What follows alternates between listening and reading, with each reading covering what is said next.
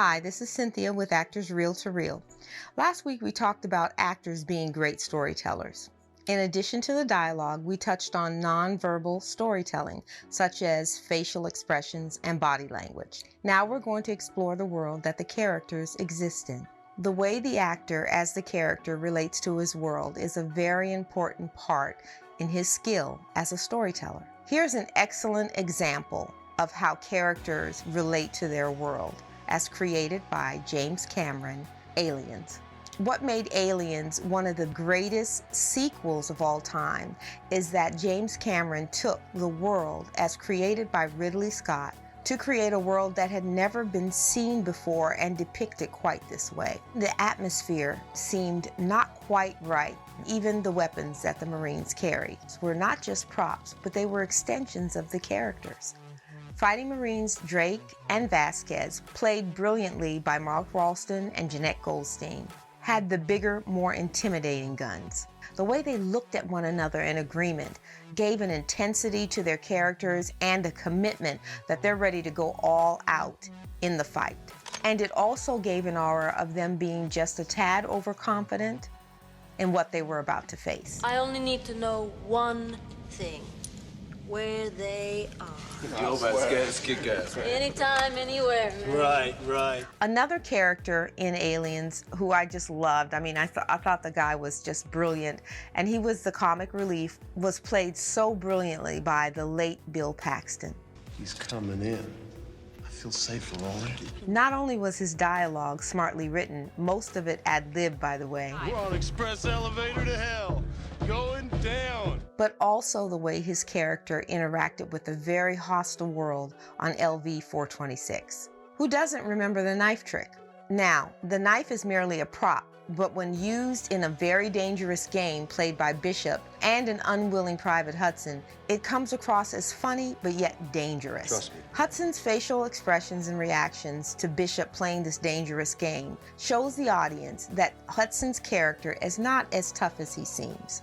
Though Paxton portrayed Hudson as having an almost over-the-top arrogance and self-confidence, you can see by the handling of this knife by Bishop that he was a little less than that. That wasn't funny, man. His fear during the game showed a part of him that was vulnerable, even perhaps fearful of the life that he carved out for himself.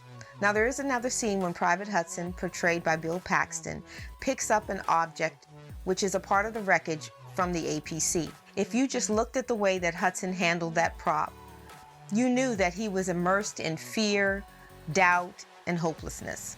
These types of interactions between the character and their world can be resonating and compelling to the audience. Hey, man, I don't want to rain on your parade. We're not going to last 17 hours. Now, when the actor Sigourney Weaver talked about her choices, she did mention when she handled the pulse rifle, she wanted Ripley to not feel comfortable with handling such a weapon. She was far from the elite fighting squad that she was drafted into. The first time she fired the gun in the standoff in the Part 2 climax, she was fearful and taken aback by the power of the weapon. That showed the contrast between Ripley as an outsider and the rest of the fighting team. But later in the film, when the aliens took her surrogate child, Newt, something rose up in her. It was an anger that she had probably never experienced before.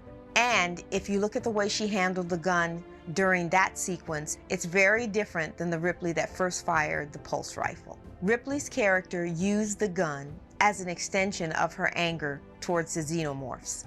Props can be a very powerful ally in storytelling. If a character smokes and she's troubled by her addiction, she really wants to stop. How does that translate when she's looking for a match to light her last cigarette? A Christmas present that she bought for her estranged child that she hasn't seen in a couple of years. And she handles it with such care, she places it under a small Christmas tree. What are her feelings at that point? How does she feel about her daughter as she handles that gift? Or in addition to the reel you just seen, here's another reel that we shot with our First Date series. There is a woman reacting to her blind date's impetuous behavior and the way he unmercifully flirts with women walking by the table. See how she handles the menu to either convey or hide her annoyance and perhaps even anger. As you can see, the most ordinary items within a scene can be used to help convey emotion and tell a story. Now this is a monologue we shot with another actor. We decided to use an object that was on the desk. This pen could represent a disconnection from her emotional trauma, or it could also symbolize the story she's telling about a comb she found under her bed that she used as a weapon to attack her rapist. There are many ways that you can look at props and how they tell a story. That's the great thing about art, is that the audience or the viewer will have a different interpretation of what they see. Remember, how an actor manipulates a prop can give insight into the story and the character. A great actor will use mise en scène, which means all the elements in a scene such as props, wardrobe, set, everything that involves the images that you see in storytelling. He is or she is the master storyteller. The way that an actor uses the props or all elements in a scene may not be written in the script. Those are the choices that you can make as an actor and collaborate with the director. We'll talk more about an actor's choices in the next video. See you then.